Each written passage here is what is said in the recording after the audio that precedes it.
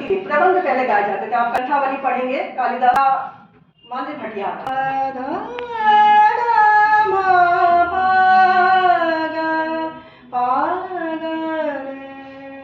कैसा है रे है ना सावा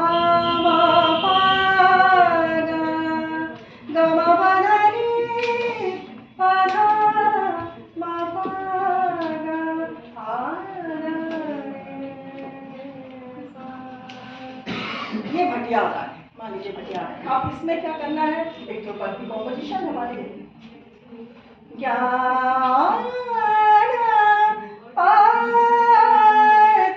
पीछे बच्चे बात कर रही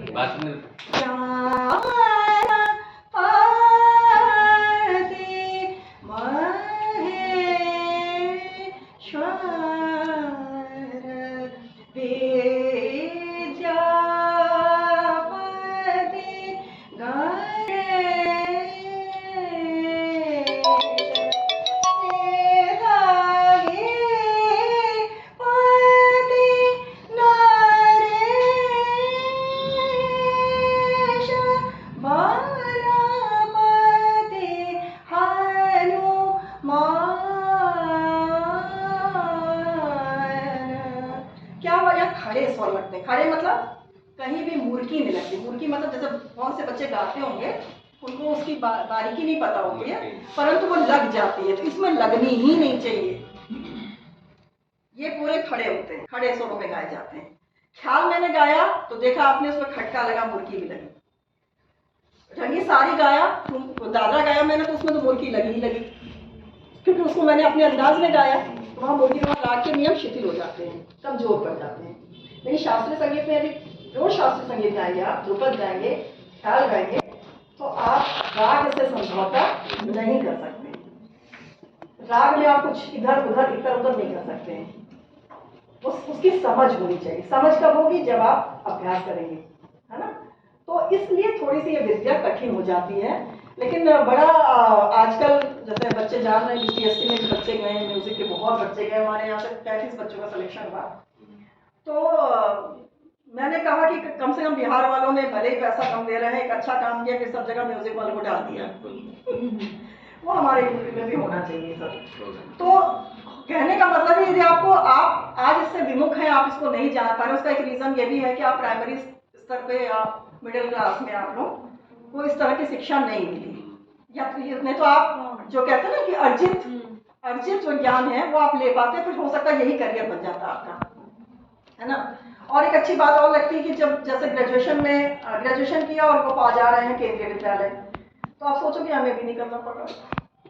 ये कितनी अच्छी बात है। वो म्यूजिक भी कर रहे हैं, वहाँ प्राइमरी टीचर ही होंगे मान लीजिए, लेकिन जैसे ये हमारा सर ये आया तो इस वजह से हमारे यहाँ संख्या सर बढ़ गई। अचानक से ये वैकेंसीज आई और वैकेंसीज में बच्चे सफल हो गए, डिमांड बढ़ गई। और दूसरा है कि MA, अब इस पर देखिएगा अभी 100 आ रहे थे ना, 200 आएंगे।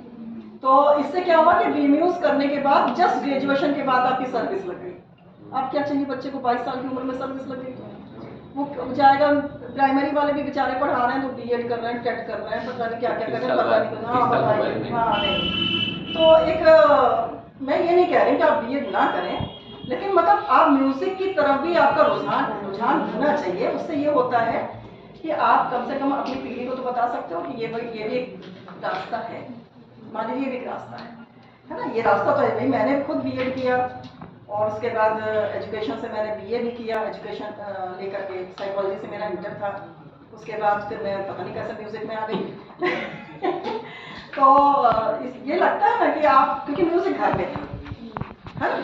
जब घर में आपके रहता है तो फिर आप, और घर में क्लासिकल म्यूजिक नहीं, म्यूजिक था, रविंद्र संगीत, हम बेंगोली हैं तो रविंद्र संगीत वगैरह हमारे यहाँ गाई जाती थी और थोड़ा सा उस तरह का कल्चर दिया कि अब गाओ। और BEd में देखिए महत्वपूर्ण क्या है म्यूजिक को लेकर के, आप छोटी सी कविताएं भी पढ़ते हो तो BEड में आप बहुत आसान होता है। चलो मैंने ये पढ़ाया, मान लीजिए मैंने कहा ये बात है, तो वो संगीत में देखिए, नानी तेरी मोरनी को मोर ले गए, बाकी जो बच्चा था काले चोर ले गए। बच्चा है इकट्ठे, टीचर के प्रति उसका लगाव बढ़ गया। मैम जाती रोज कुछ ना कुछ इस तरह के, लकड़ी की काठी का, बच्चा प्रभावित हो जाता है।